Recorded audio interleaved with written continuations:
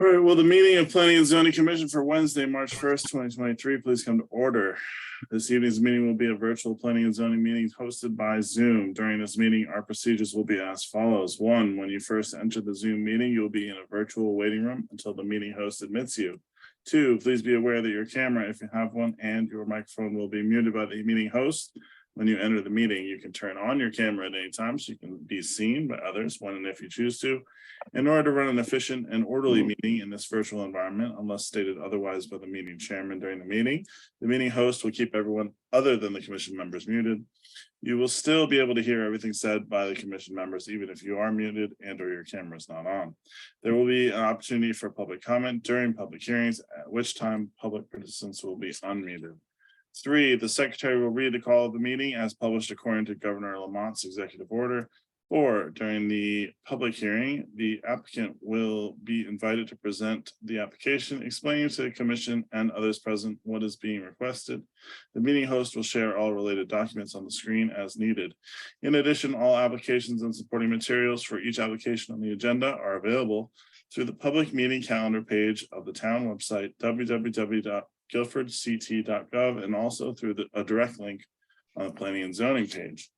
5, comments of town agencies will be read for each application. If there are any, there will be clarifying questions from commissioners.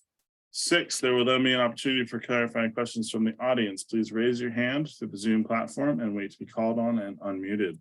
As this public hearing must be recorded, it's necessary for speakers to identify themselves each time they speak by stating their name and address.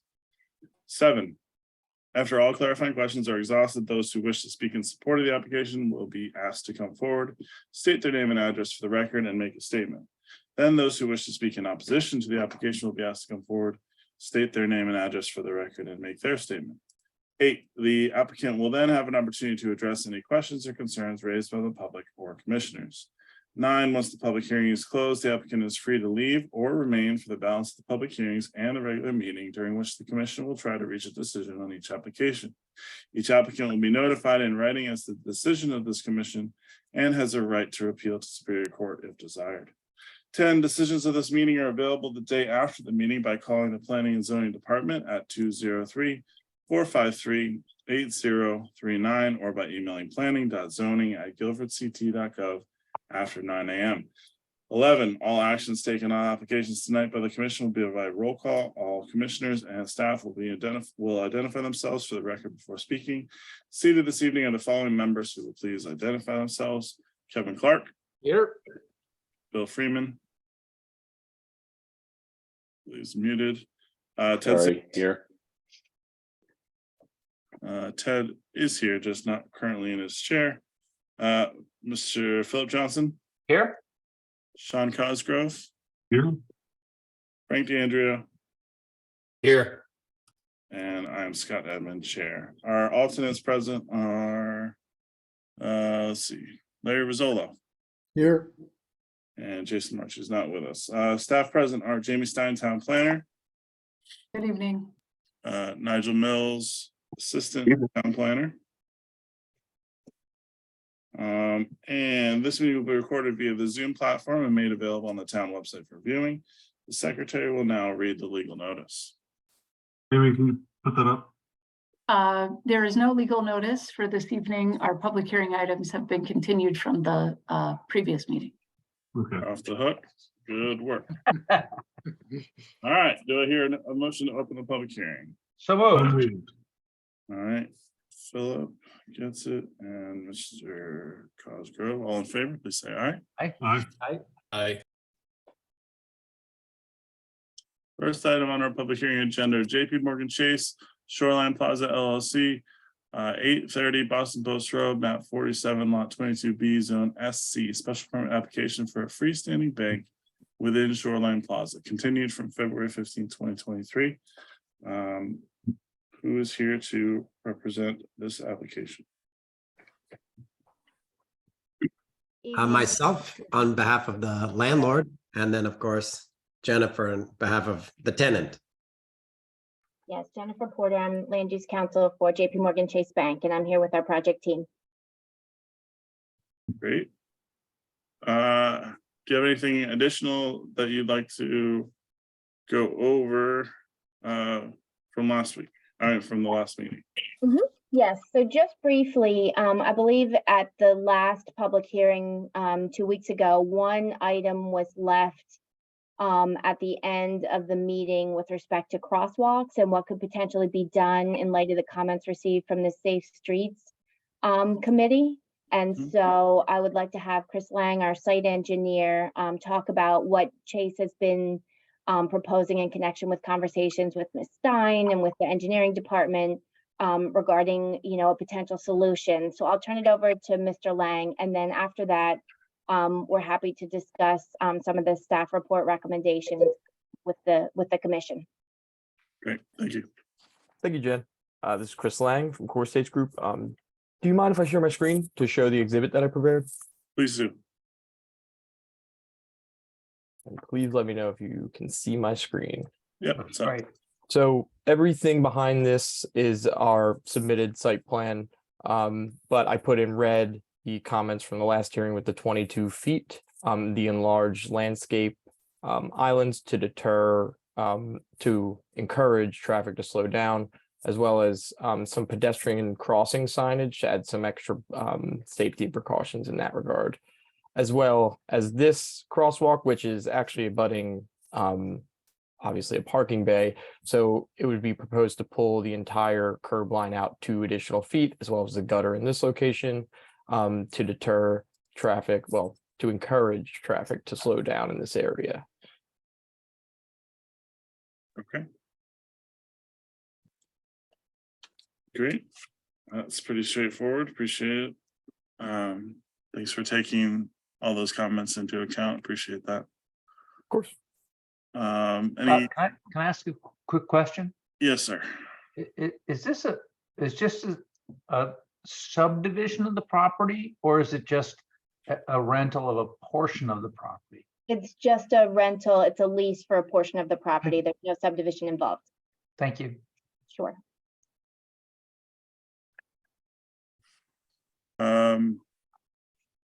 Any questions while we have Mr. Lang up with his plan? Any additional questions from commissioners? All right. Ms. Porter, anything else that you want to go over? No, I'm happy at this point, I guess, to defer to the commission.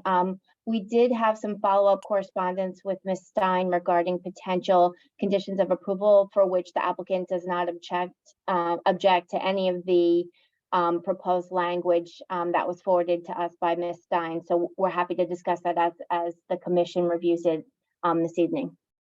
Great. Jamie, we have one email from Antonella Daha, correct? Is there anything else that we need to read into the record for this item? Correct. I'm sorry. We did read the memo from Janice Plasiak, as well as town engineer, as well as environmental planners memo, as well as the health department's memo. So I believe that that Connecticut Deep email is the last remaining piece. All right, I'm going to put it up. Mr. Flip Johnson, could you read that for us? Certainly.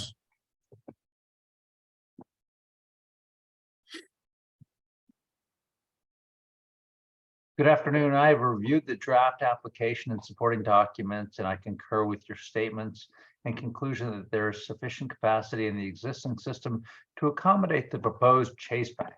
The use of the existing tank as a holding tank until the old Walmart location is occupied and the flows reach certain level is the most efficient way to dispose of wastewater. Please submit the permit modification to the central processing for review and determination. Please also be aware that when the new tenant is identified for the vacant location, wastewater system must be reevaluated for adequacy and a plan to resume treatment plan operation must be provided. If you have any questions, please call or email me. Anatolia L. Daha. Thanks. Jamie, I don't think there's anything else in this email, correct?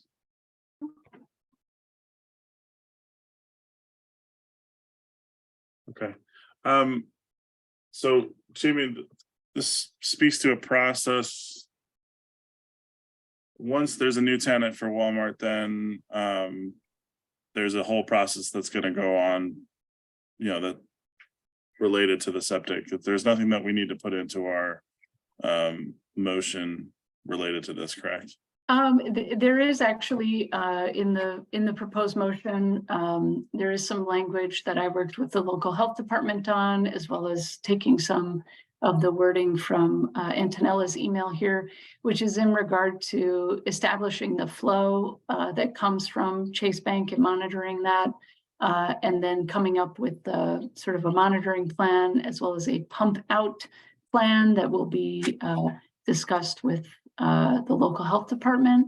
So perhaps Mr. Daly could sort of follow up on maybe that suggestion. Definitely. Okay, great. All right, any questions from commissioners on this item as a whole? I mean, I would think a bank would be a fairly low flow. Sorry to say that. Certainly should be, yeah. Occupancy compared to other potential occupancy. Would you agree, Frank? Yes, definitely. Yeah, I think you're probably looking at 300 gallons per day or less. It's relatively insignificant. Depends on how much money laundering is going on.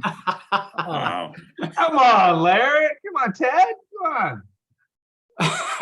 Guilford, man. You've been saving that up all day, haven't you, Ted? All right. It's good though. I will now open, since this is a public hearing, I'll open this up to any questions from the public. We'll do questions first.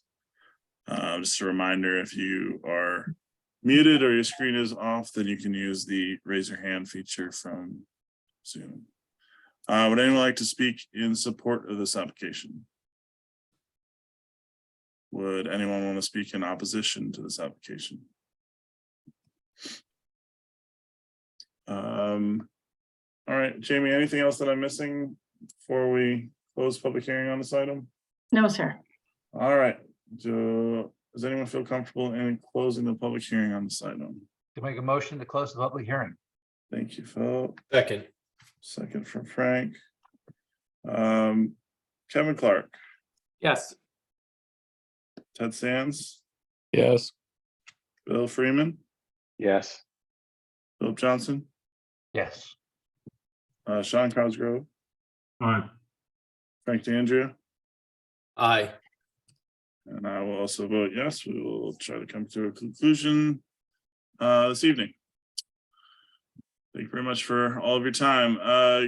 Next item on the public hearings agenda is Guilford Realty Partners LLC, Eden Industries LLC, 351 Woodfield Street, map 28, lot 12, zone VMR-1, special permit and coastal site plan to address an existing cease and desist order issued June 14, 2022 for deposition of material within the coastal boundary without a coastal site plan or permit. Request to table. Do I hear a motion?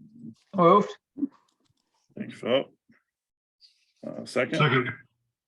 Thanks, Sean. Kevin Clark, Yes. Ted Sands, Yes. Bill Freeman, Yes. Philip Johnson. Yes. Do we know why they're asking to table? But yeah. Yeah, sorry, I probably should have mentioned. So they are getting testing, additional testing per our request. And they also are working diligently, hopefully, on answering your any questions that were sent to Jamie. Sorry to be a PETA. Nope, it's perfect. Sean Cosgrove, All right. Frank DeAndrea, Aye. and I will also vote yes. We'll table this to the next meeting, Jamie, the 15th. Correct. Great. That will end our public portion of the evening. General regular meeting, deliberation of public hearing items. Does anyone want to make a motion related to Chase Bank? I'd love to. Please do. If I could see it, I would love to. Oh, geez, come on. Sorry. No, You you're good. got it, Scott? Okay. Yep, I'm quick on the draft. Opposed, motion to Chase Bank 830 Boston Post Road approval. Vote of the Guilford Planning and Zoning Commission to approve a site plan and special permit for a freestanding bank within the Shoreline Plaza at 830 Boston Post Road, map 47, lot 22B, zone SC, filed by JP Morgan Chase pursuant to section 273-20, 273118 and table 5 of zoning regulations. The submitted plans include, quote, site plan for proposed Chase Bank 830 Boston Post Road, parentheses, Route 1, parentheses, town of Guilford, New Haven, Connecticut, Guilford, New Haven County, Connecticut 06437, prepared by Core States Incorporated, dated 8/15/22, 19 sheets. Stormwater management and maintenance letter prepared by Core States Group, dated October 28th, 2022. Signed packet CHS.NB.125 Guilford Shoreline 8,830-900 Boston Post Road, Guilford, Connecticut 06437, prepared by Philadelphia Sign, dated 1/3/2017, 18 pages. This application is approved with the following conditions. 1, the applicant shall file with the town clerk an original copy of the special permit approval to be provided by the Planning and Zoning Department, and shall furnish written evidence to the Planning and Zoning Department that the document has been so recorded prior to the Planning and Zoning sign off for building permits. 2, pursuant to state statute, this site plan and associated site improvements, as well as soil erosion and sediment control plan approval, is valid for a period of 5 years following the date of decision until March 1, 2028. Upon petition of the applicant, the commission may, at its discretion, grant extensions totaling no more than an additional 5 years to complete all work connected to the original approval. 3, I didn't know it was like this long, sorry. I would never volunteer. A final digital copy, single file PDF, and 1 printed hard copy of the full site and drawing plan shall be submitted to the Planning and Zoning Department prior to the zoning enforcement officers review and sign off on building permits.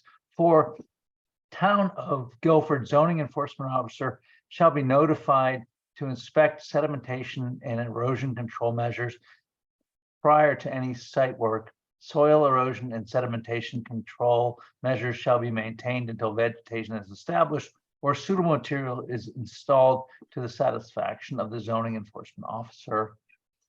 5, final as-built surveys shall be submitted for all proposed structures, driveways, parking areas, storm water systems, and other improvements as specified before certificate of occupancy approval by the zoning enforcement officer. 6, prior to planning and zoning sign off for certificate of occupancy, the applicant shall demonstrate the installation of 2 electrical capable parking spots, electric panel capacity with a dedicated branch circuit and continuous raceway from the panel to the future electric vehicle parking spot.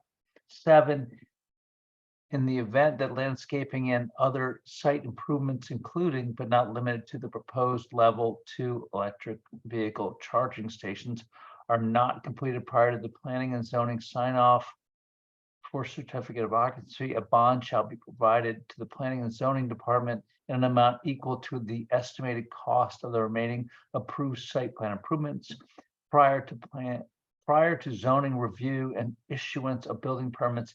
A revised sign package with limits temporary construction signage to 16 square feet or less and removes logos from freestanding directional signage, parentheses, identified as EO3 in sign package, will be submitted and approved by the zoning enforcement officer. 8, prior to planning and zoning sign off for certificate of occupancy, the installation of stormwater systems shall be inspected and certified by a licensed engineer that the Scott, you have to take over soon.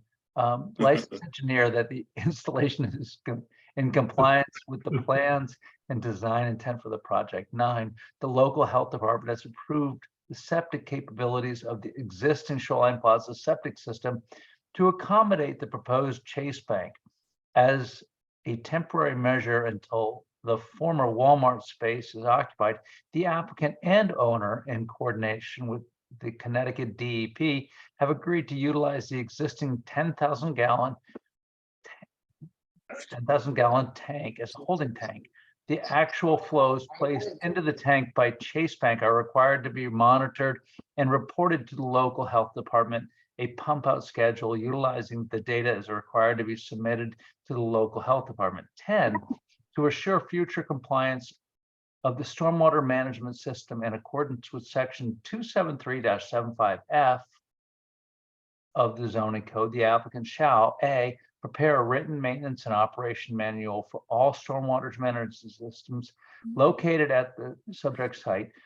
The manual should provide provisions for yearly inspection and maintenance of the stormwater system and yearly reports to the town engineer.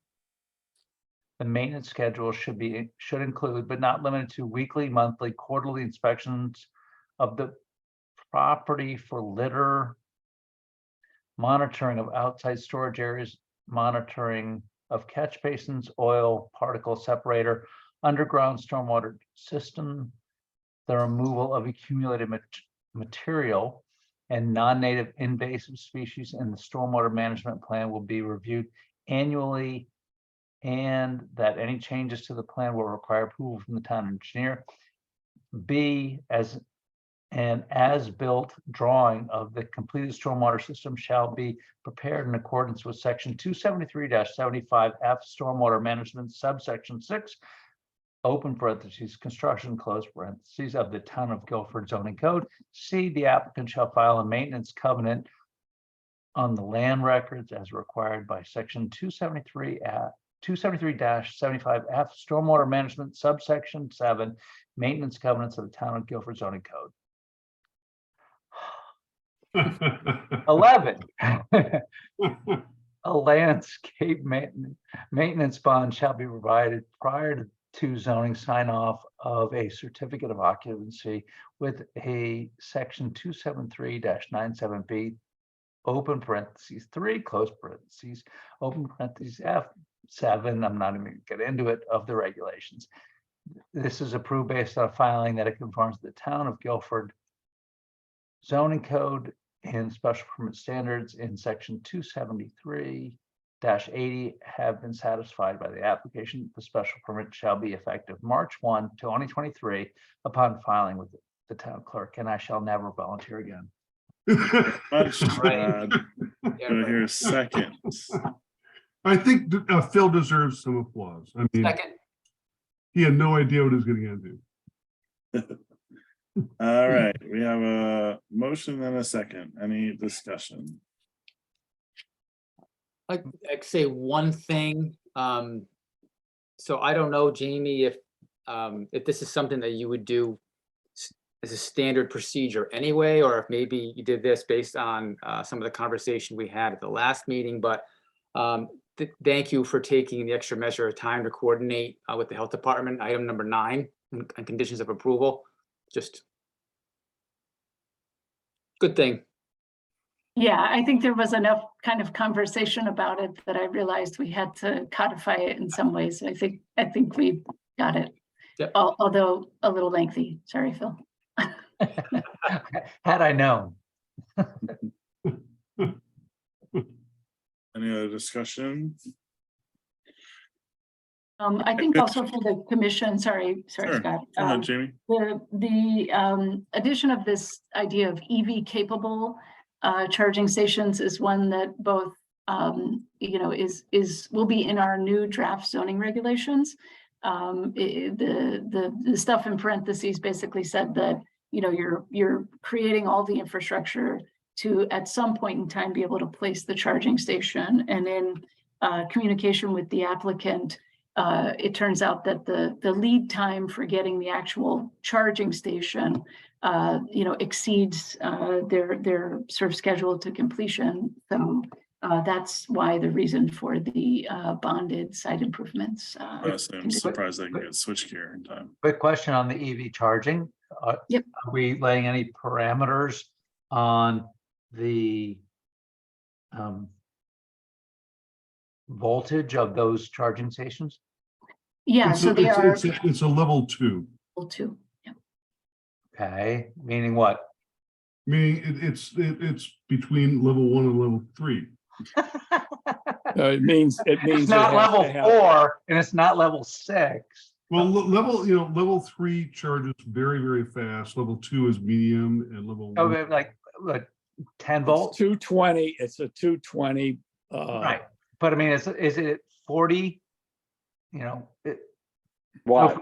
I've been at, Campers. I have an EV, and I've been to the Guilford Racket Club, which I enjoy, but it's 10 whatever, 10, Amps. 10 amps. It's like trying to fill up your car with an eyedropper.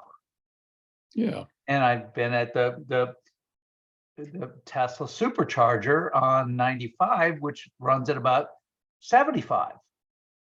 And I'm just curious if we have any parameters for what we're asking them to provide. What does it say in the? I'd ask somebody from the applicant team to answer that. I had conversations with both. I mean, I'm happy with whatever they're going to provide. I'm just curious what it is. Is it just meeting the bare minimum, or is it really trying to create some? Well, a level 2 charger should have at least 50 amps of capability.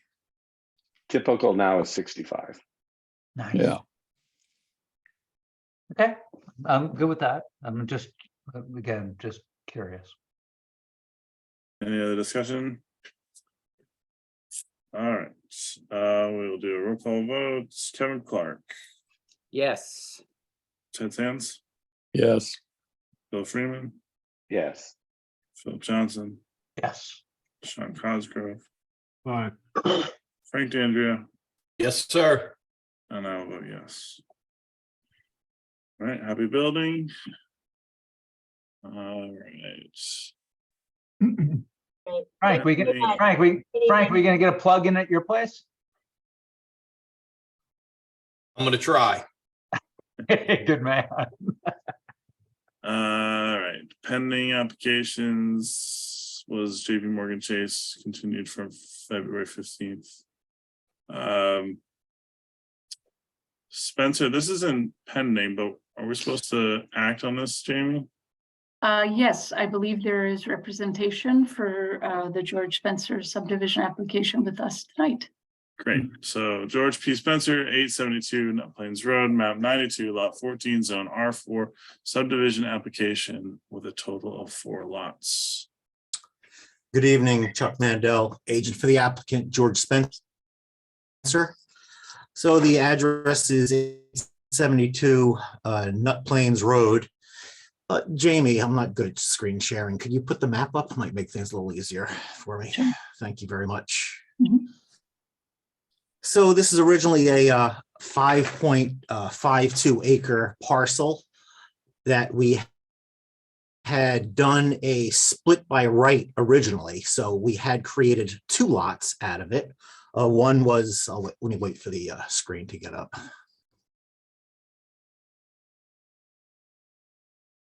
Chuck, you're all alone here, it looks like. This is this just south of Stepstone Hill? Sorry, hey, can I just back up 1 sec while Yeah. we're working on all this? Did we need to waive a provision on Chase? No, Phil, the Spencer application actually has a requested waiver for the interior. But the Chase didn't have a fronted waiver? No, Okay, sorry. that's okay. It's actually northeast of Stepstone a little bit. Actually, and it's also adjacent to a subdivision. It's called the Sunset Meadow subdivision, which is to the east also. I'm sorry, the west. So as you can look on the lot, so lot number 1 was the original house lot, and that was where the 5.52 acres was. So what we did was we took lot 1, split that off along with the 3 lots that you see. Behind there is lot 2, just south of lot 1. So those that lot was split off, and lot 1 was actually those 3 parcels that you see now. So what we're doing now is we did have a map on file, and that's in the notes. That's section note 2E, and it's file map 5583, and that is in the land records right now. So what we did was we took lot 1 and subdivided lot 1 into lots 1, 3, and 4. We have the soil testing data on the second sheet. We did receive a preliminary soils okay from the Shirley Mickens from the health department. They will all require engineered septic designs at some point in the future.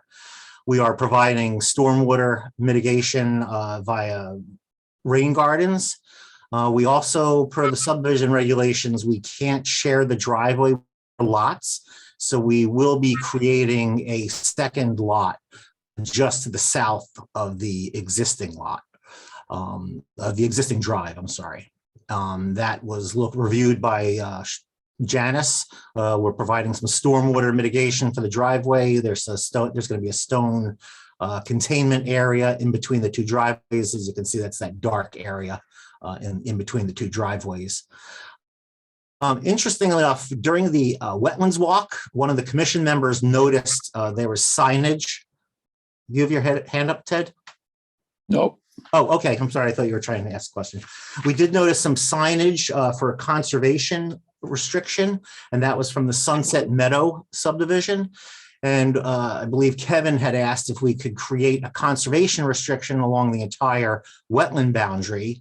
But since lot 2 had been conveyed already, I had to go back to the owner and see it, and since he still owned the lot, and asked if he would be willing to include that in the subdivision. So the open space is almost, it's going to be not the open space, the conservation easement, which we're asking for a fee in lieu of open space, is just about half the entire parcel. So we did agree to, the owner did agree, and we will be putting plaques up in that area. And I don't think unless you have any other questions, I'm open for any questions. Just my only comment, Chuck, is that it is south of Stepstone Hill. Oh, okay. It is south. Okay, yep, well, gotcha. Oh, you at? There's nothing on Nut Plains Road that's north of Stepstone Hill. Oh, okay. Might have had the map.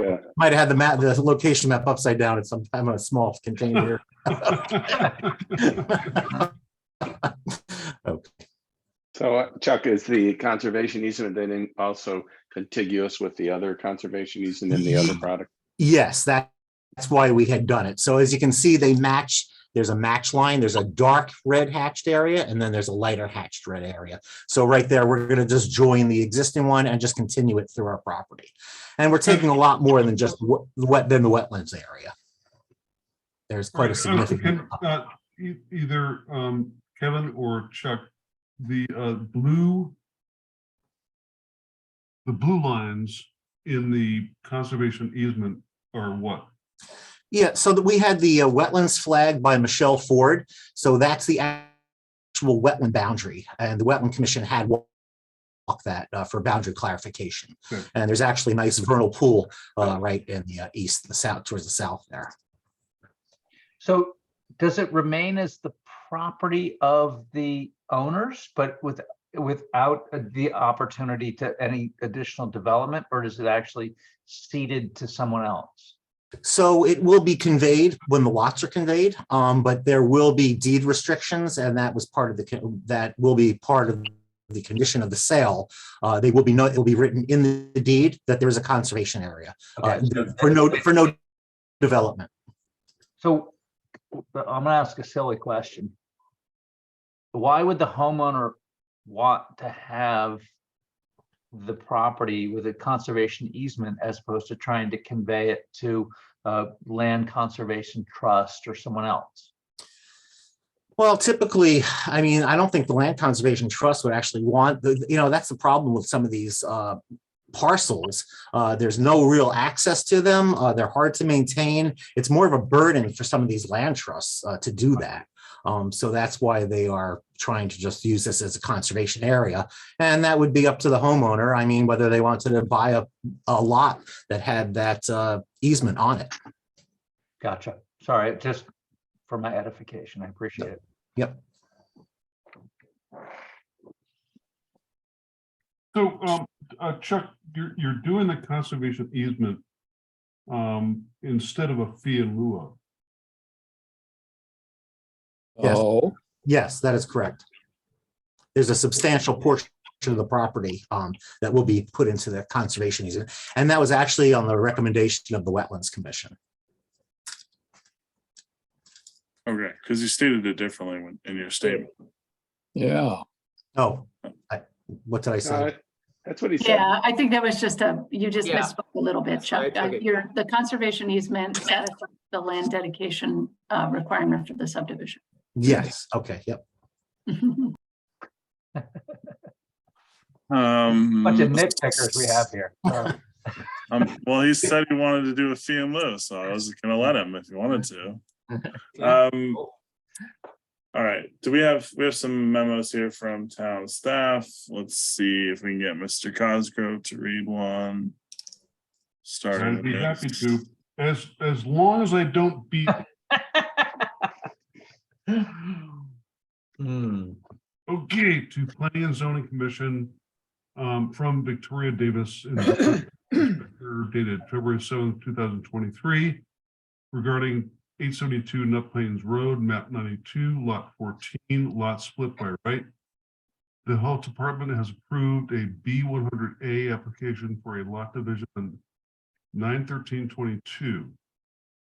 Code complying areas have been located for both lots 1 and 2 with an acceptable reserve area for the new proposed lot. New SSDS shall provide an acceptable reserve leaching area of potentially suitable soil. Potentially suitable soil contains at least 2 feet of naturally occurring soil over rock ledge. A code complying area has been located on the engineer plan dated 7/28/22, last revised 9/9/22. Any changes to the plan must be reviewed by the Health Department. Victoria Davis, Environmental Health Inspector.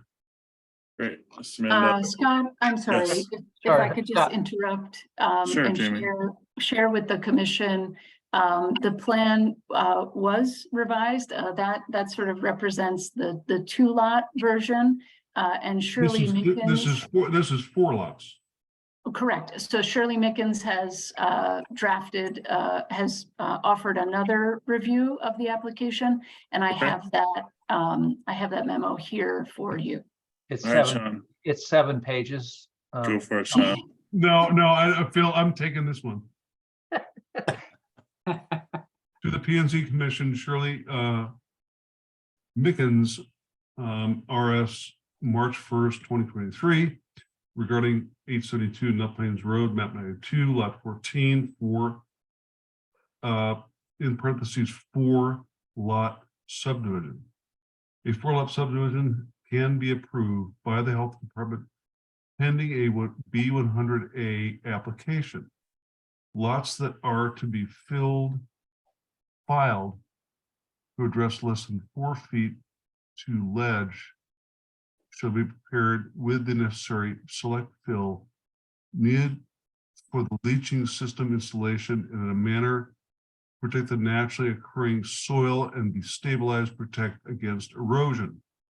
Final approval of each lot will require submittal of individual engineer plans, house design, etc. Shirley Mickens, RS. Thank you. Chuck, you good with that memo?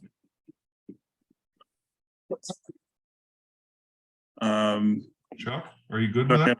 Yeah, no, I just wanted to explain to the commission a little bit about the 2 foot and 4 foot. I don't know if everyone's familiar with septic systems, but the health code requires that the leach fields, and we'll just talk about ledge, we're not going to talk about groundwater right now.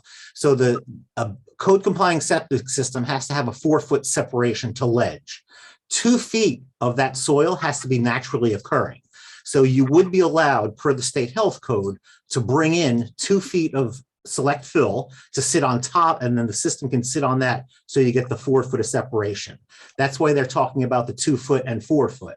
So like I said, the system cannot be closer than 4 feet to ledge, because then you get the viral bacterial cleaning before it actually hits the ledge, which groundwater would be running along.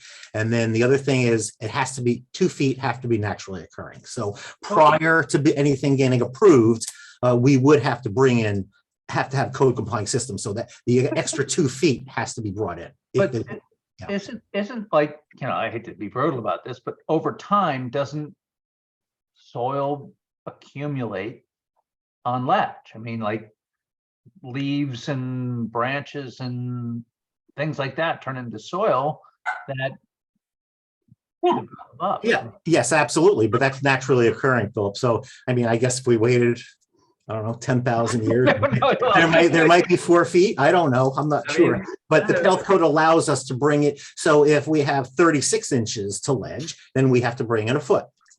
Got it. And just, So when you look at the test pit data, when it says ledge, if you see 48 plus, you know that's a good thing.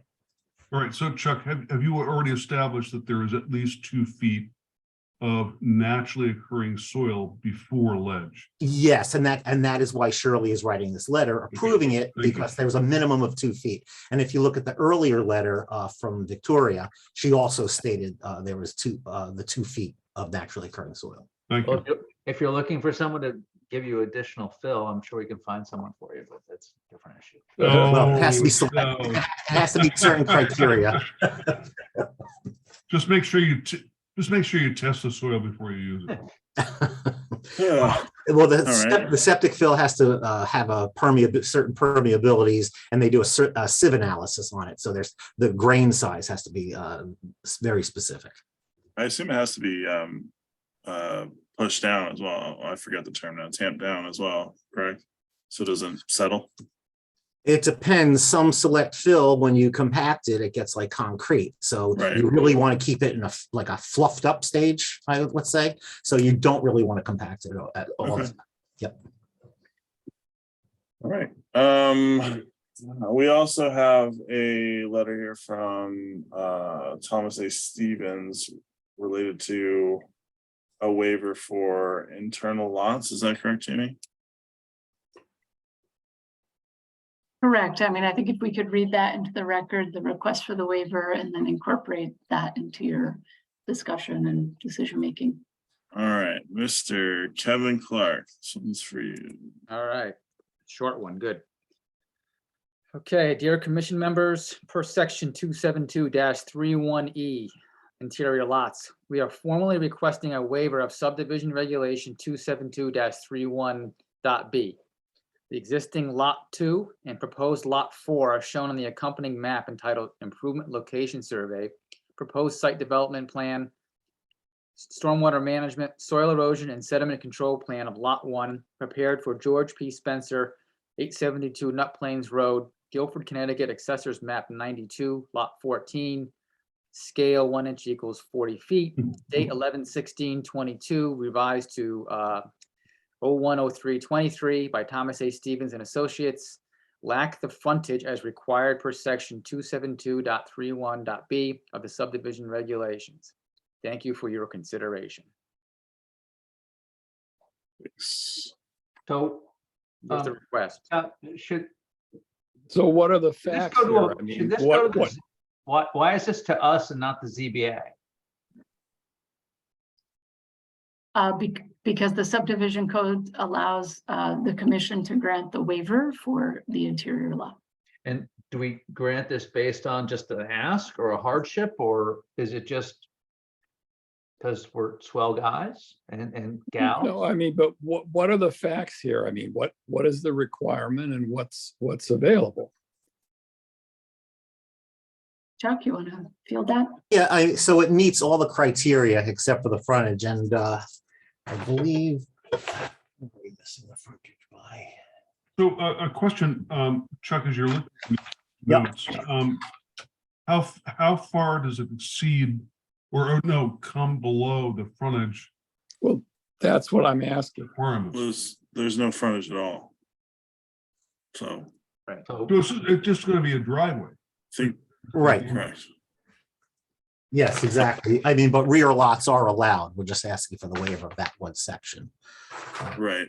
Jamie, I can't remember off the top of my head what the requirements is for lot frontage. Is it like, oh, I can't remember now. So for the frontage for so it's actually at an R4, it's 110 feet is the frontage. Right. For the R4. For a rear lot? Let's see, for the rear. Yeah, A rear put lot the is map usually up. Yeah, 50 or Thank you, 25. Jamie. Yeah. So just orient us. So on the right is the access. Yes. Yeah, so the existing driveway is the one Jamie's pointing to, and we are going to be creating a second driveway because you're only allowed to have 3 lots on a single driveway. Okay, so just so to the south is the existing lot. Correct. Which we will be creating a new driveway for. So the new driveway is to the north. Correct. Right. Also, I think bear in mind all that part of our zoning regulation updates that's hopefully going to be finalized soon handles some of this situation as well. Correct, Jamie? There's Yeah, it determinations for recharacterizes interior lots, I think. Yes and no. I mean, we are not updating the language in the subdivision regulations at this time, so that's Right. that's the language that they're asking for. So the that'll waiver. still remain. Yeah, that's right. I mean, eventually we are going to update the subdivision regulations, and I remember that was part of the updates that we're planning on doing is to get rid of quote unquote flag lots and such, which this does.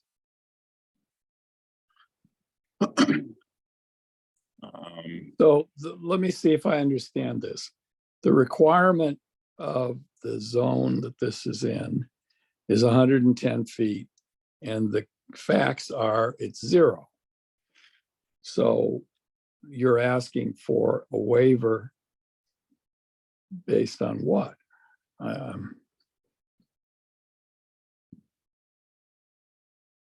We're just asking the waiver. I mean, we can see if we can get it. I mean, we can do some reconfiguring. Possibly at some point there could be a PCD, multiple housing up there.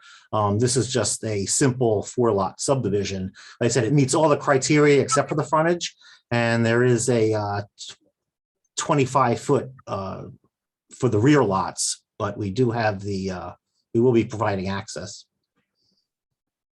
So it's not 100 feet for the rear lots. It's right. It's 25 correct? feet. 25, right. Yeah. So that So, means you're asking for a waiver of 25 feet.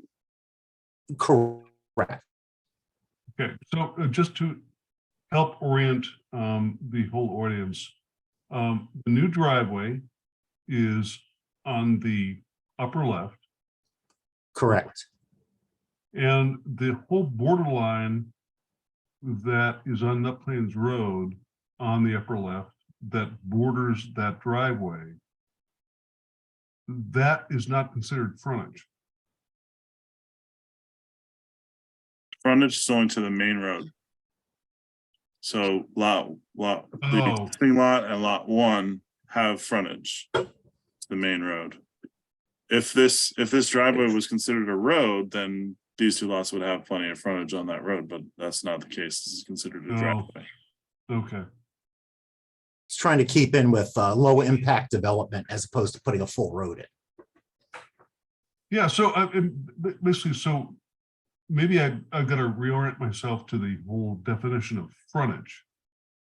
Yeah, frontage is related to the main road. Yeah, okay. So that's why, like on cul-de-sacs, you end up seeing those lots that are all wedge shaped because they all have to have a certain amount of frontage on the cul-de-sac. And there are provisions for private roads also, which we were trying, like I said, we were trying to minimize the paving. Right. If this was to be a private road as opposed to a driveway, then there's more requirements to what that road has to. Correct. Correct. Additional drainage with, which we don't need at this point. Curbing, probably. Correct.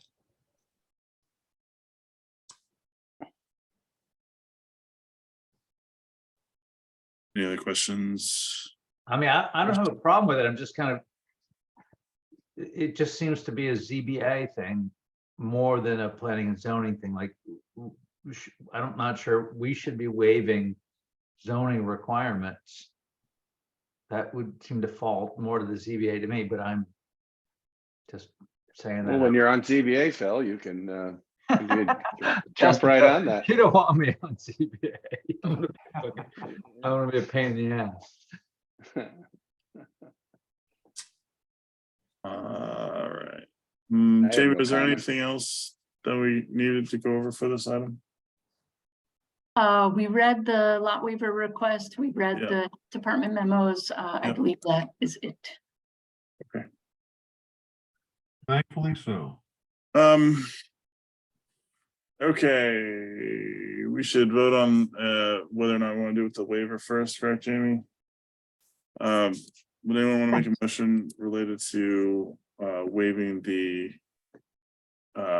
interior lot requirement? So moved. Second, All right, discussion. Again, I would say, it's interesting that we are, waiving requirements that would seem to me to be a zoning board of appeals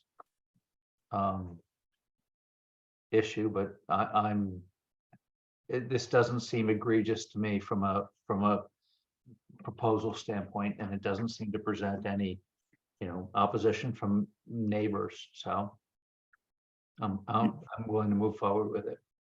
Yeah, I think the reason for me why I lean towards voting yes for this is because as we've talked about, the subdivision regulations are eventually going to get updated, and removal of flag lots and so-called, strange frontage requirements like that is something that we're going to be handling in that update. And this kind of falls along the lines of what we're looking to accomplish, having these be basically having residents understand why their lot looks like the way it does, as opposed to some crazy lot designs. you'll have 5 25-foot strips Right, exactly. all next to each other in one driveway. Right. Well, actually, no, you can only have I think 3 houses serviced by one driveway. Right. That's correct. Other Oh. towns like Madison has ones that are just, like spaghetti going back into the. Yeah, I mean, well, Guilford has it too. There's different, I have a friend who lives in a subdivision where there's maybe 20 feet on a cul-de-sac, and everyone has a driveway on that 20 feet and a mailbox way back to their house. So it's just, this seems to be a much more simpler and efficient use of space, and it'll look nicer, I think, too.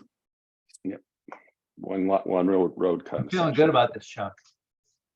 Any other discussion? We have a motion in a second. Kevin Clark. I'll abstain. All right. Ted Sands. Yes. Bill Freeman. Yes. Philip Johnson. Yes. Sean Cosgrove. Aye. Frank DeAndrea. Aye. And I will also vote yes on the waiver. All right. Would anyone like to make a motion related to this item? Motion to approve? It's Philip, if I were you, I would not volunteer to make the motion. Okay. Just FYI.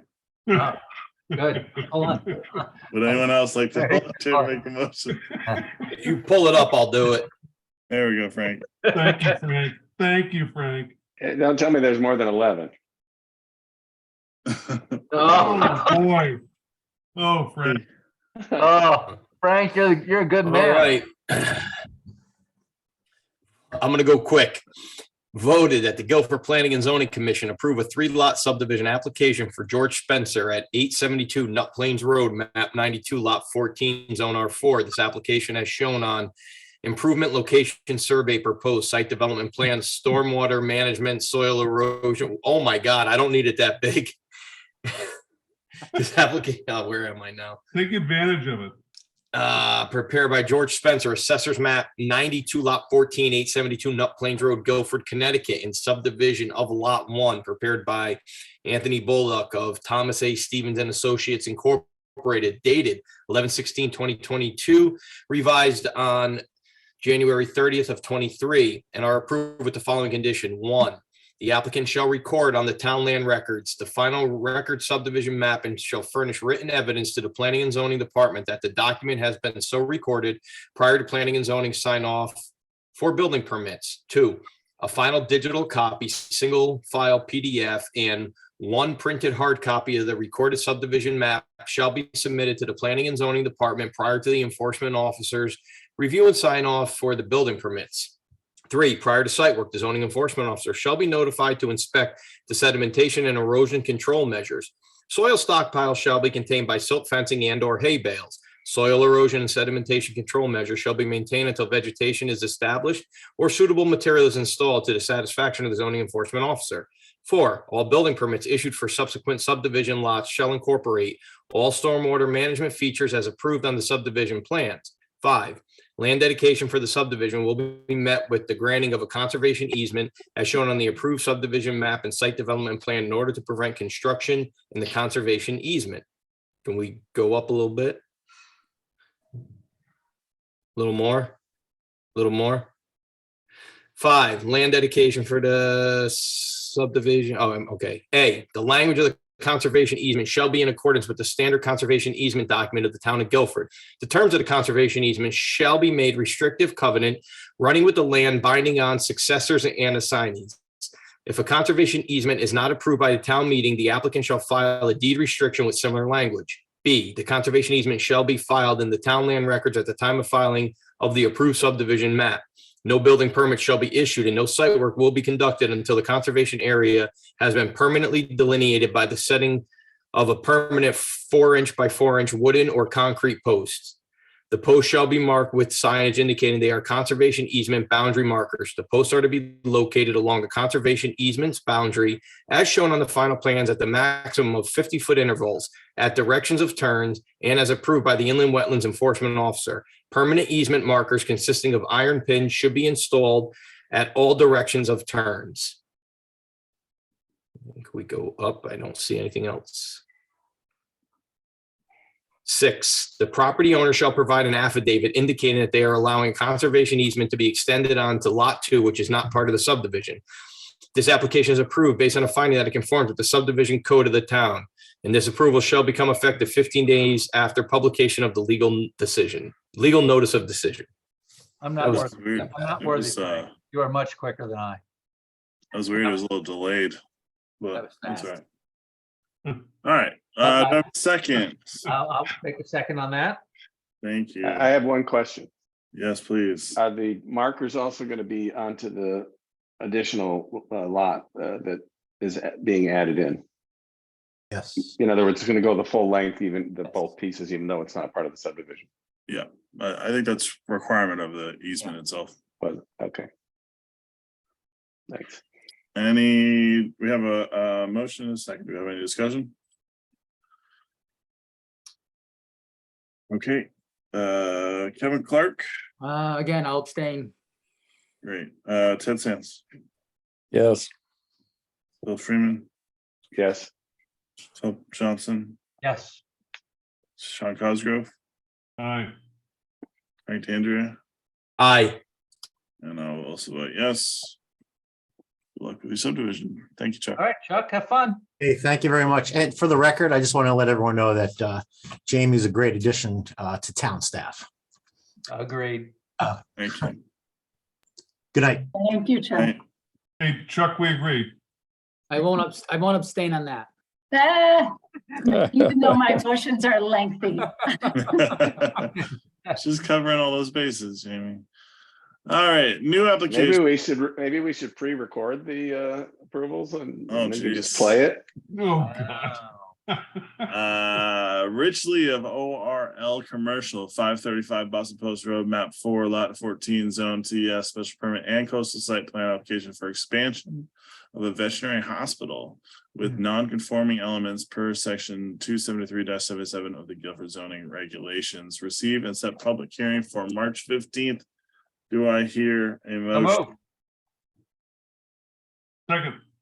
Thank you, Sean. All in favor, please say aye. I, Aye. By the way, they're great. Aye. Sorry. Motion carries. Other commission business, approval of the minutes. Is anyone able to review the minutes from February 15th, 2023? Substantially correct. Thank you, Sean. Anyone like to make a motion So moved. to approve, I assume? Absolutely. Okay. Did I hear a second? So moved. I got a second from Philip then. All right, all in favor of approving the minutes, please say aye. I, Aye. Perfect. I abstain. Oh, we got an abstain from. Thanks. All right. Okay, discussion of zoning regulations rewrite and preparation for public hearing. Take it away, Jamie. Great, thank you. So just to recap a little bit on our last public information meeting, which we held at the community center. I think it was last week, although it could have been 4 months ago. I've lost track. But thank you for all of those who attended. I believe, had some very good discussion regarding some remaining elements in our draft zoning regulations.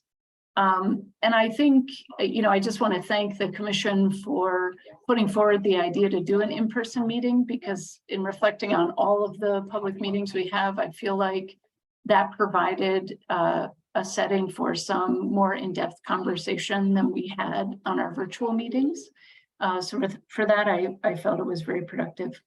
So of those kind of 3 remaining items, I feel as though the commission is perhaps comfortable, and what I'm hearing from the public, there is comfort in keeping the conservation development as a development opportunity in the zoning regulations. And once we kind of move on from the regulations towards their hopeful adoption, we can kind of continue that type of development style as we assess our subdivision regulations. So I feel that we resolved to kind of move forward with that particular element. The 2 remaining elements are the notion of inclusionary zoning and how we would choose to move forward with that. As the memo from the Housing Committee suggests, there is support for it, but there are still some details which we have not worked out. And then lastly, this idea of looking at the zones along Route 1, confirming the commission's desire to consolidate those zones, so actually moving forward with the proposed zoning map, but taking kind of a hard look at what uses are approved via special permit versus site plan. And so Commissioner Sands asked that I put together a memo kind of detailing what's required in a site plan application versus what is required in a special permit application.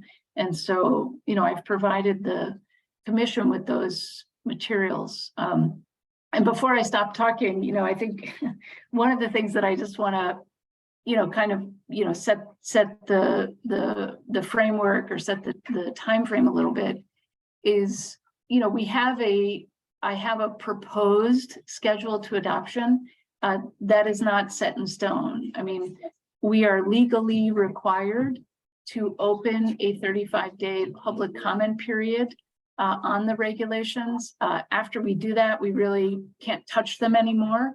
And so we haven't opened that period yet. I've put forth the idea that perhaps we will do that on March 13th, but really that's up to the commission. And so I was hoping maybe we could, discuss some next steps for how you want to move forward. Amy, I'm sorry, I had to leave. I had a bit of a family issue.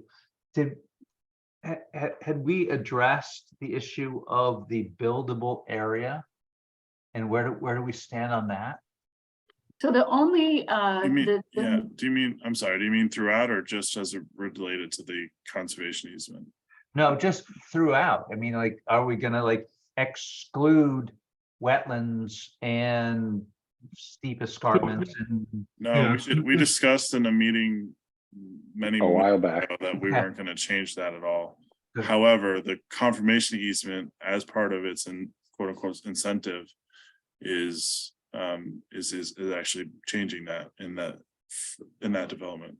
right, the conservation development language does exclude inland wetlands, tidal wetlands, steep slopes, and floodplain from Buildable area. buildable or developable Developable. land. Which is nice because it gives people the opportunity to do so if they wish to. They have to follow a bunch of other rules related to that opportunity, but at least they have the opportunity to do it. Okay, thank you, sorry. I think related to the inclusionary zoning, I know that because I've been involved in a lot of them, there's been a bunch of meetings with the Affordable Housing Committee. I don't know the exact name of that committee, but that's basically what I call it. And there's going to continue to be, because there's, as Jamie said, there's support for the idea of inclusionary zoning, but it just feels like we just haven't gotten to a point where we have enough details to feel confident that we just go ahead and throw it into the regulation rewrite. How does everyone feel about where we stand with that item? I'd like to speak. Yeah, Mr. Freeman. I think that we have to be very careful and give a variety of avenues for it to be implemented, because it certainly doesn't fit. One thing doesn't fit all the various scenarios that you'll run into. Take Eagles Watch as one and Hubbard Road as another, or some scenarios in between. I think we just need to have it where you can have offsets, or you could have, fixing up other buildings and things like that. It's been in other towns, but Almost like I think a to just have, fee in lieu of. or a fee in lieu of or something. But I think that then opens the door up for just paying your way out of it. So I think you really want to try to make it so that if it's going to create real affordability for housing, then it needs to have some place where people can, do that, but not take a $2 million condo and try to make it into an affordable structure. That just doesn't make sense. So I think it just needs to be thought of on a bit more, have more latitude and flexibility built in. Sure. Mr. Sands? Well, I don't think that we're ready to make a decision on this, because I think there are a lot of moving pieces. Personally, I think that some sort of a fee in lieu is a better idea than trying to, because I think a lot of the development that's going to occur in the future in Guilford is going to be relating to people who are retiring and downsizing. And I think that trying to make affordable housing contiguous to some of those kinds of developments is going to be very problematic. We also have, but if we go to a fee in lieu, we have to have a mechanism in place that allows for that money actually results in affordable housing units, which means we've got to have somebody or some organization that is prepared to implement that. And we don't have any of that yet. So I think that this is a topic that needs to be, I agree with Bill. I think we need to be very careful here.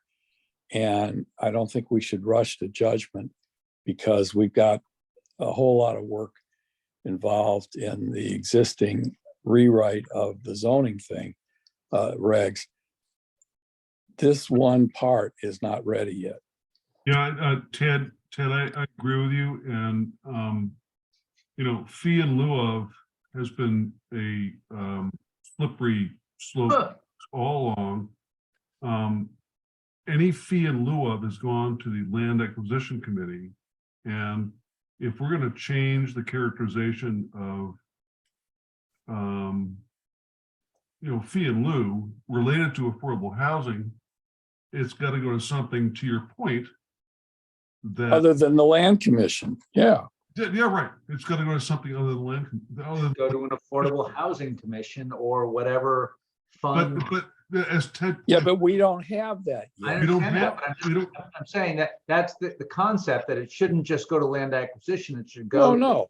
I agree, but we don't have in place. There is not an entity Right. that exists. Yeah, there are entities out there, and I'm convinced we could find one in the fullness of time. We just don't have it right now. More likely that one's gonna get created at this point, yeah. I also, obviously, I think we as a commission would prefer that the fee structure is settled. So that everyone knows what they're getting into if they choose to do fee in lieu of. As opposed to us trying to decide it on the fly. So that's the other part of it as well.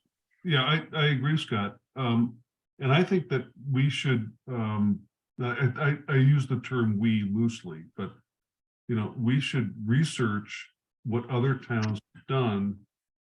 Are there any models that we could, take advantage of? There's a lot. And as I said, the housing committee has already had a couple experts, for lack of a better word, come in and speak with them to go over some of those items of what other towns have done. I know some individuals on the housing committee have been putting in a lot of work researching what other towns are doing and comparing to those things to whether or not they would work for Guilford.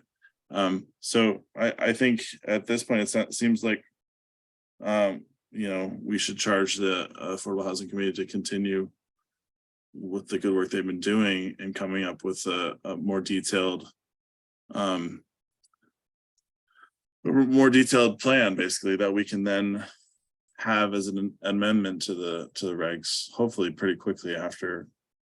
So I just want to make sure update the that those rest. changes are not within the regs now, but. Well, there was a proposal there. It's been written out in the event that we wanted to add them, but they can easily be just taken out. I just think the beauty.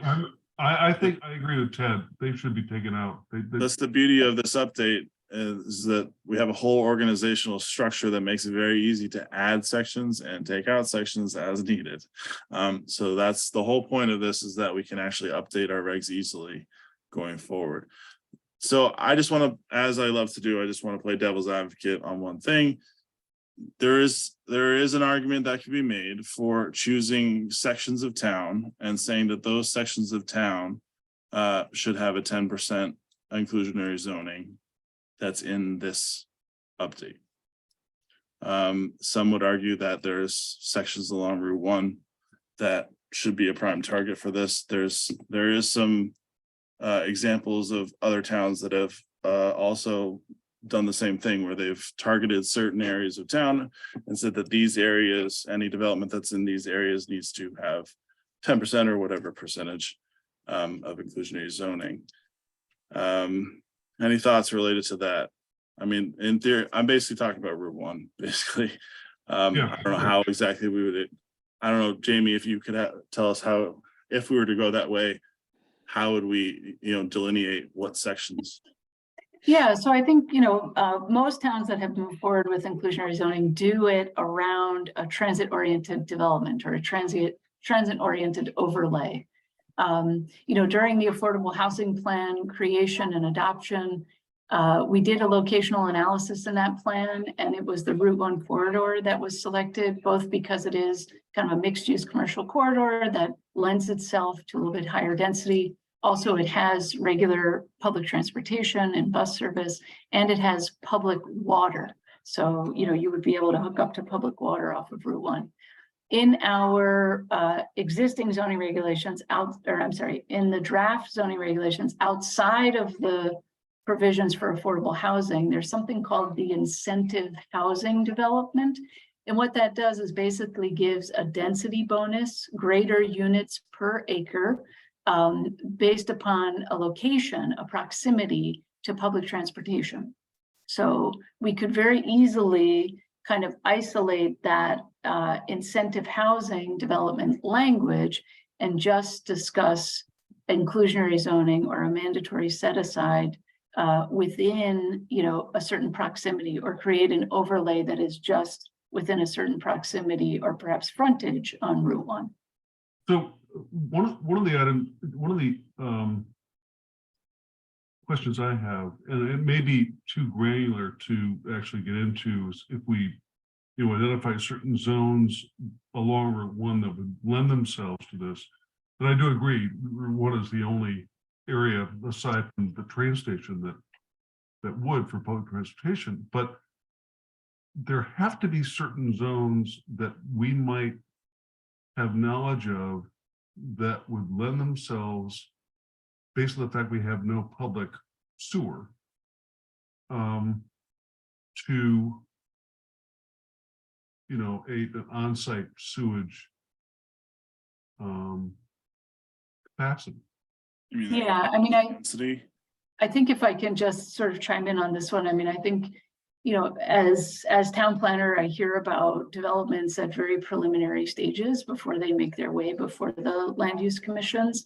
And where we are in Guilford right now is there are certain parcels of land which have not been developed over the decades for a variety of reasons. Perhaps the site conditions represent a difficult challenge, but as we, sort of enter into a time now where the multifamily housing market is very robust, these parcels of land are being considered, even if they cannot accommodate conventional septic. So, when alternative treatment septic systems are under consideration for these developments, densities are not limited by septic. Okay, so there are non-conventional sewage options, right, that would be economically feasible for some of these developments, assuming a certain density. Assuming density, correct. 66 High Street. Right. Well, that's also a high price tag. I understand that. You're That's our conundrum, yeah. That is your example of a high density septic system on a very, very sophisticated basis. That's not just putting a tank in the ground. That's right. Yeah, you're not putting that in on an affordable housing. No. Well, you are. And by the way, you're not dedicating 10% of a development like that to affordable housing. No. Sure, but that's because you only, how many units is that 66 high? 58. 70, 75. The mill building, the LEAP building, they now have 3 new buildings in the mill building. So right, you're talking about a higher price tag area than Route 1, right? And you're talking about we're talking about developments that are way more than 70 units. So it's probably about the number gets spread out significantly once you start increasing the units and lower the land value. Typically towns that have moved forward with inclusionary zoning, they have a minimum threshold of a number of units to which it applies. 20, 40, 50 units. Even if it's in a specific area. Correct. Okay. On topic / off topic, is Hubbard Road moving forward? Yes. Good. Okay. Nigel went to review, I think it was even a month or so ago, review with Kevin McGee, some soil. That was, I want to say 3 or 4 weeks ago. It's still in its very, very early stages. So I was just sort of scoping out the lot itself more than anything. But it's on its way. So we should be seeing more of it in the future. All right. So not, because again, I do think the other topic that Jamie brought up is one thing we should spend some time discussing. So I don't want to belabor the point too long. Is there appetite to further discuss, a limited amount of inclusionary zoning at this time? Or do we want to just completely throw it to the Affordable Housing Committee to come up with a more robust plan? Well, I think that they need to also look at the specifics of having it right along Route 1. I think that's more their area of study than it would be for ours. I think I don't, unless somebody, can bring forth an expert, I don't really know what areas along Route 1 are suitable. I guess my concern is like, if you said, we're not going to discuss the idea of sidewalks, we're going to toss it to the Safe Streets Committee, I think you're pretty sure you know what you're going to get back. If we toss this back to the committee that you're suggesting, I think it's pretty clear that they're going to come back with a pretty hard recommendation that might or might not be acceptable. I mean, well, but I think we need. But then we pare it down. I mean, right. we're But the I'm just saying, like, if you but say I to the think Safe we Streets need to- Committee, what do you think we should be doing with sidewalks? I think you have a pretty good idea about what they're going to come back with. Right, Well, but I think that what we're referring to them is if we were to use a fee in lieu structure that would be generating a significant sum of money, how would they take that money and implement a affordable housing plan? Well, I mean, I don't think it's for us to decide how to do that. They got to tell us that there is a way to do that, and here's what we'd like to do, and then we'll figure out if it makes sense to go down that route. That's just part of it too. The feel of is just one element of this. Right. The inclusionary zoning is another one. And Philip, a couple things to your point. Two, a couple things is you've got at least 2, if not more, representatives from planning and zoning that are actually on those committees and actually going to those meetings. So it's way more of a back and forth than, say, the Safe Streets, which has a completely, there's a whole different. I just threw that out. The second is, as you should, you had to step out, but during the conversation that was happening on our last public meeting, even within the committee, there's differences of opinion whether there should be inclusionary zoning throughout the town or in specific areas. There's differences of opinion of the number of units, of what that minimum number of units should be. There's differences of opinion about whether it should even be related to public transportation or not. So there's it's a good group with a lot of different ideas, and they're going to come up with a pretty robust plan. And also included in that is incentives, which I think is something that's important that I know they all want to come up with incentive programs as part of this as well. To leave it as less, to stay away from punitive, quote unquote punitive, and lean more towards, well, how do we just incentivize people to come and do these kind of developments here. And then the whole fee in lieu part of it is just a necessary part of it as well, for sure. So all right, Kevin.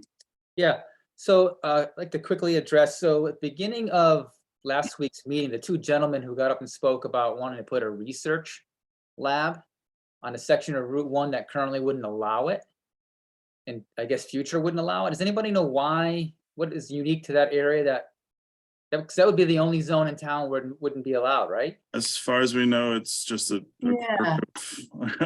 quirk of history. I was thinking about it just a little bit more, and I think that the PV2 zone, as it is currently, I mean, I don't want to misstate, but I think it's the only zone that has the aquifer protection overlay.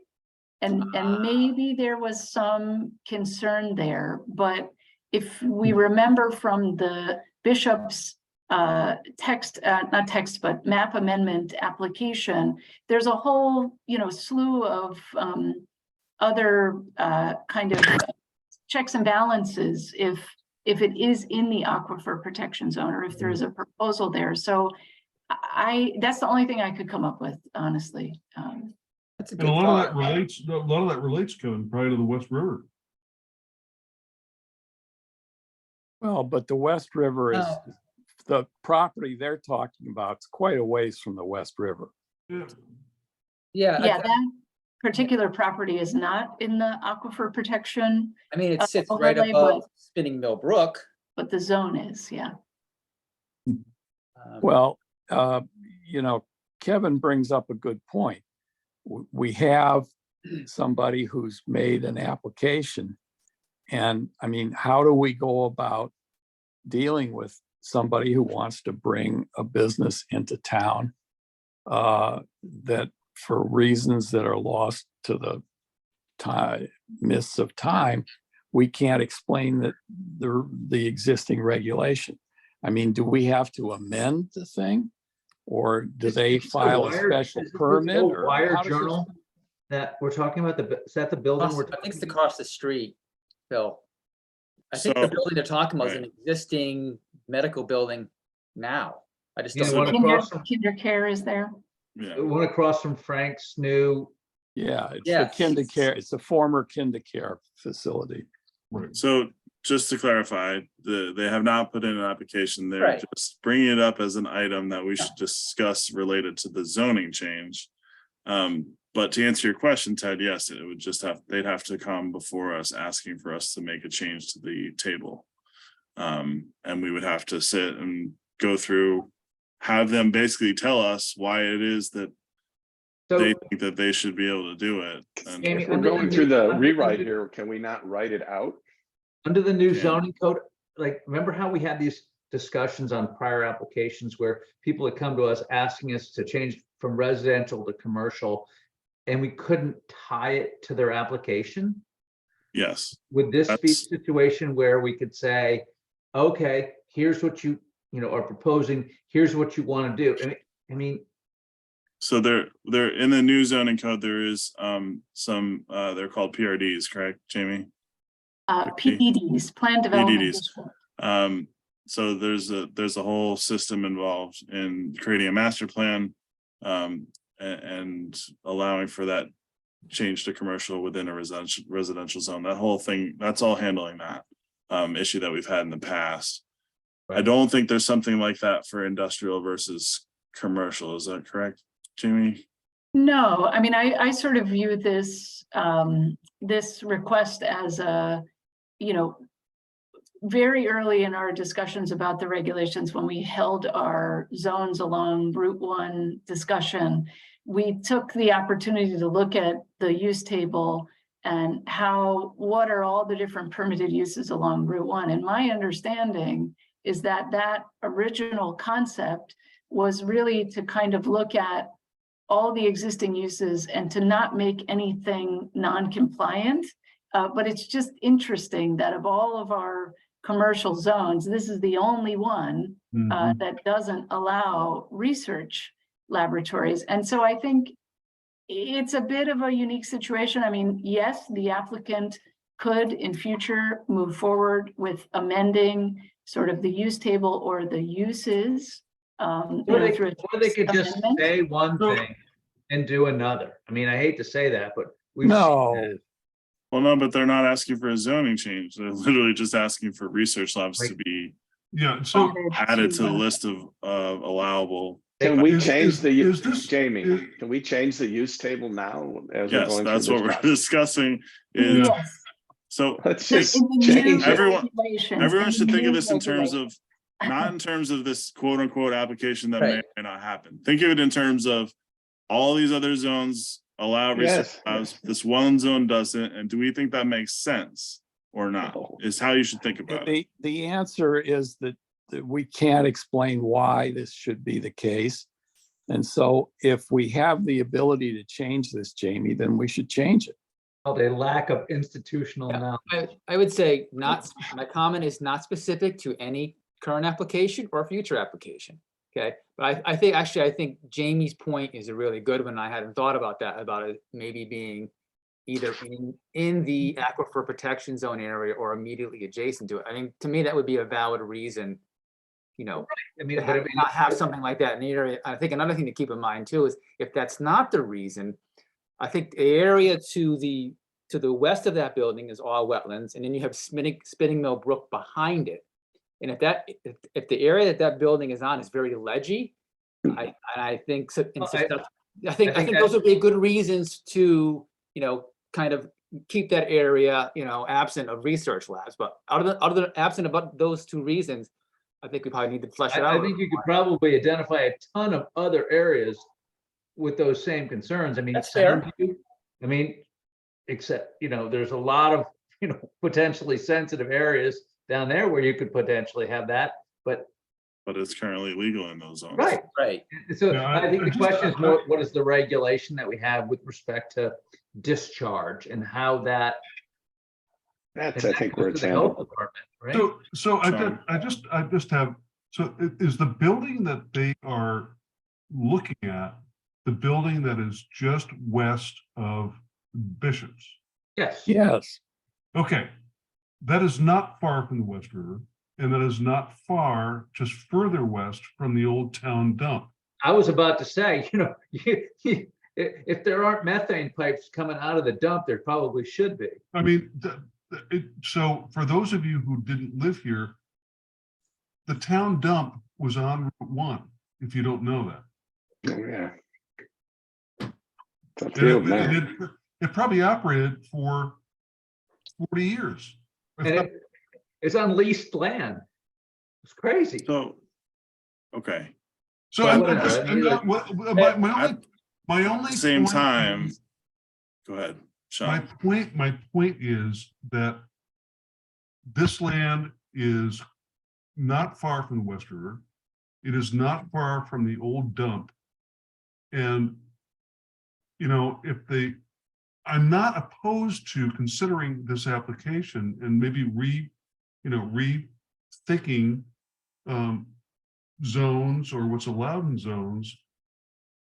But the fact that the zone was set up the way it was to disallow labs could, in the mists of time, have to do with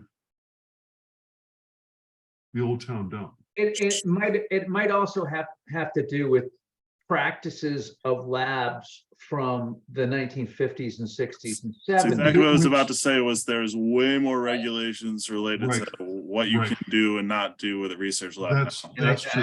you know, I'd That's like true. to think that current laboratories, despite the current news, are you know, hopefully much more conscientious of discharge of. Like I said, I like to think. But, Yeah. We all would. so. So we need to have a consensus here if we want to change the table or not. Because that's what we're sort of talking about right now, correct? I don't think so. We're just a general discussion before something comes before us, isn't it, Scott? Oh, No, We can I think decide we should today if we change the wanted table. to change it or not. I think we should change the table. You know, if I think we need to sit on there's- this. I think there's at least a 24-hour rule of thinking about this. Yeah, I agree. Yeah. Thinking And like, that's- you know, I'm kind of in agreement that we probably should, but I want to digest this a little more than just. rapid- So we rapid can have it fire on the reading. agenda for next meeting. Yeah, I think also for my, my own edification, I'm curious about how the health department thinks about this type of flow into a septic system. I have no idea. So I'm curious. We don't, for the record, we I don't don't even know think what it the goes flow into- is or what. You have to goes- imagine What that is the there's nature of the There lab? has- Formaldehyde, All formaldehyde. right, there has to be regulations I know. regulating that. I mean, Yes, that's just Next to meeting, ease right? your mind on the uses. Now, however, I am gonna come out and say that our next meeting is March 15th. 15th. Now, sorry, say it again. Yes, I was just agreeing with you. Go ahead. Oh, okay, because I've lost track of my months, but I think this gets me to my further point here. If you would like to continue discussions, we are not going to open the 35-day public comment period on March 13th. That's kind of an overarching question that I'd like to ask of you. I mean, if you would like to not move forward with the draft regulations, I think, time is of the essence, I guess. So I think by and large, basically we've covered everything except for this one item. And the thing. No. Hold on. Sorry, Ted. This one research lab is not the only item related to this thing. There's a wide breadth of items. There's probably other situations where there's one thing allowed in one zone and not allowed in all the other ones. There's probably multiple situations like that. And also there's this whole discussion about whether something should be a site plan or a special permit. So in my opinion, Jamie, I really feel like we should have a dedicated work session related to this item and just go through it. Have everyone have homework where they actually read through and look through where the issues are, look through and just go through and be like, does it make sense to me that this sort of use should be a special permit or a site plan?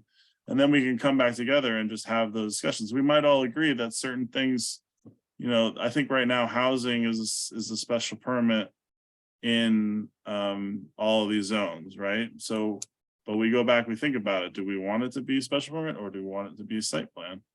And we might all come back and say, hey, we'd actually prefer that to be a site plan.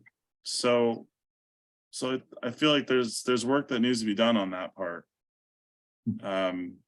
Related to the rest of the regulations, I think it's been made pretty clear that a lot of people, it's been looked over by a lot. I know that you probably still have another meeting scheduled with the Rush campaign, and any other parties that have specific. Yeah, anyone who wants. Yep. But for the most part, we're pretty far along.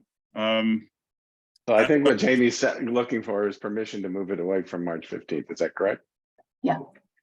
I think we have to do that because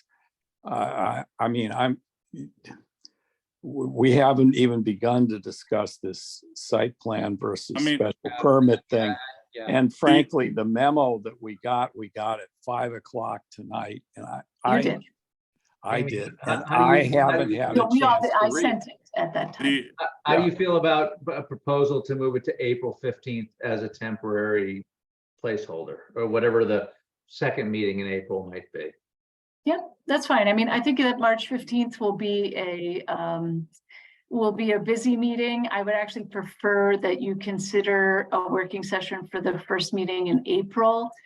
Just keeping in mind that I have already bounced these regulations a couple of months from the original, proposed effective date.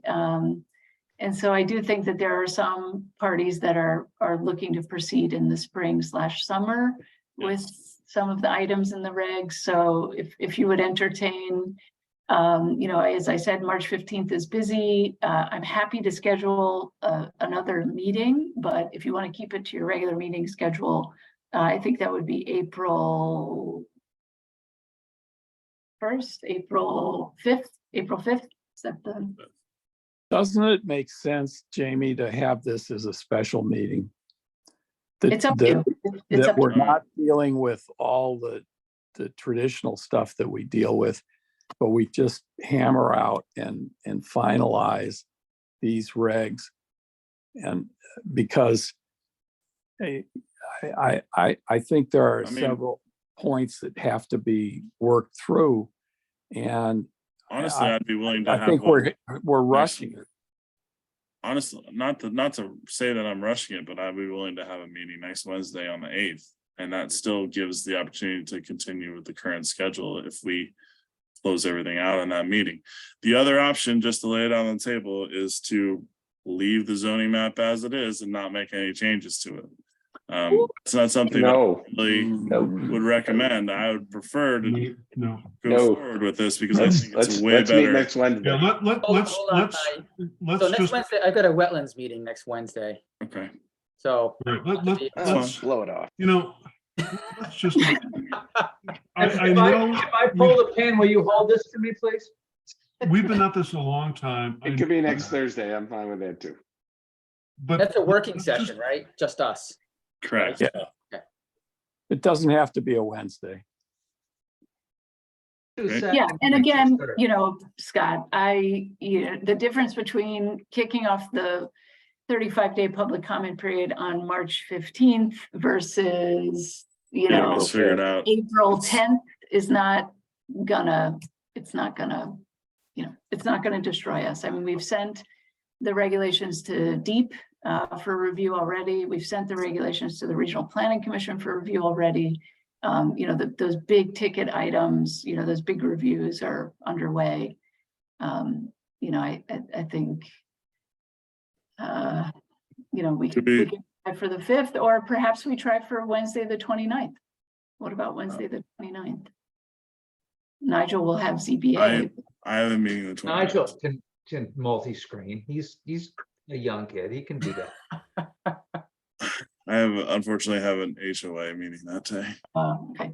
And it's Actually, I think I got my days wrong. That's not even ZBA anyways, but anyways. well, it's 22nd, right? Yep.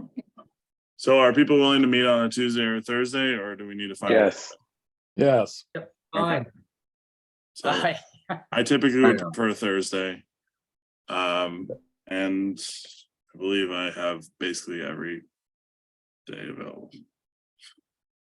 I'm not I available. I could do the I'm 9th, the I'm not 16th, available and the next 20th. Thursday. The 9th. Night. You could What even do it about the earlier, 16th? like 6 o'clock, if that works. Sure. Throw out the memo and we'll all respond. We'll get a Yeah. quorum. Give us Okay, some helpful dates.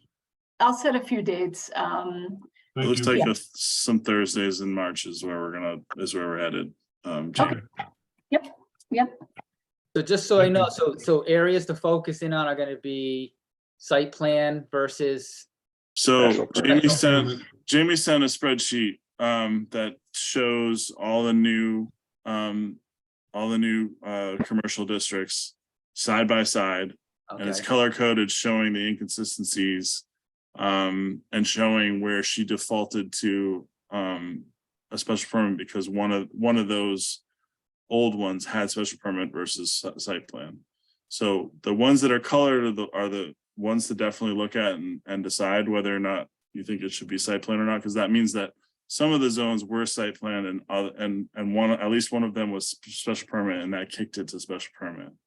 But really you should just look through every single possible use and just be like, hey, do I think that should be a site plan or a special permit based off of Having lived through what I would say were some deceptive applications that were just site plans versus special permits, I would err on the side of caution on that, but that's Frank. Yeah. Frank was with me on a couple of those, so there were people telling us things that they said they were going to do that they never did. Yeah, I think I think we don't accept it unless it's literally on the site plan as part of that, But right? you can say it on the site plan, but there's no enforcement after the fact. What other enforcement There is isn't there? there isn't for a special permit either. There is. So my reading of it, that the special permit basically is a public hearing and notifying the neighbors are the two basic major components that are different. Is that correct? well, There's so a lot more information, a lot more authority on the part of the Planning and Zoning Commission to deny a special permit than to deny a site plan change. So today at 5 p.m., I sent both a memo as well as an excerpt from our new draft regulations that shows procedures. And that excerpt from the regs is really great. It has two flow charts, so you can look at side by side, like the time that it takes to do a site plan versus the time that it takes to do a special permit. And in that memo, I highlighted some of the language that distinguishes the special permit from the site plan. And it's not materials or so much enforcement, but it is what Phil is saying. It's this sort of criteria that the applicant has to show that they're meeting. And then the commission has the ability to deny the application based on their sole discretion of whether or not it's met that criteria. So that's the power of the special permit. But I guess what we're saying is, yeah, for a, Childcare facility. For self-storage, and what we saw with U-Haul, that, you would want to have that discretion, but for multifamily along Route 1, I'm not sure. That's the question, right? That's the question, is sort of for the commissioners, what do they want to see via special permit versus site? Right. But if we deny a site plan because of whatever the reasons are available to us, the ability, are they any less stringent as far as? the ability to just, you have to have huge reasons to be able to deny a site plan versus a special permit is you're asking for permission. Site plan is, we're just presenting it to you. If you can prove that we're not doing what we say we're doing, then you can say no.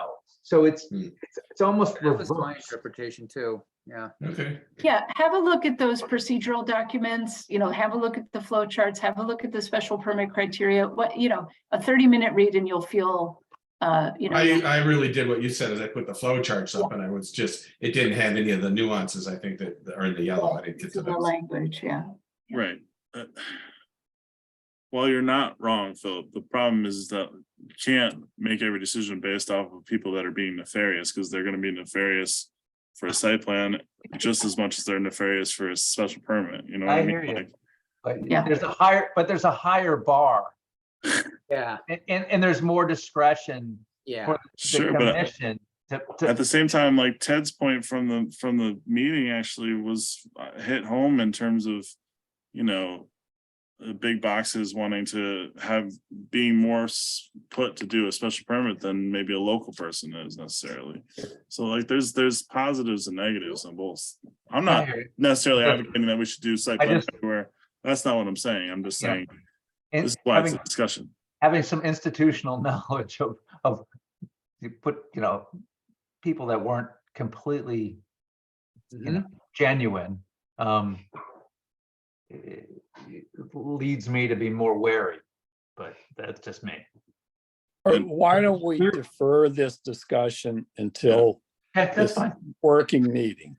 Yep, that's fine. So this working session, though, this is pretty much be the primary focus is going to be this topic. I don't have to. That's all that's left to talk about. Okay, all right.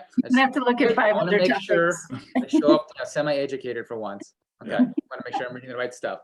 A motion, Scott? Yeah. By the way, unless Jamie, you have anything else you want to go over? No, I don't. Thank you. Thank you, Jamie. We did approve minutes. Yep. Motion to adjourn? Do I hear a second? Aye. Oh, are you kidding? Second. I'm sorry, did Bill make the original motion? Sorry. Yeah. All in favor? Yeah. Please say aye. Aye. Thanks, guys. There you go. Take care. You feel good, Thanks Bill? for all your input. Thank you. Godspeed, Bill. It's refreshing to actually have a group of people that cooperate and aren't fighting against each other. So I think everybody's trying to just make this. no, I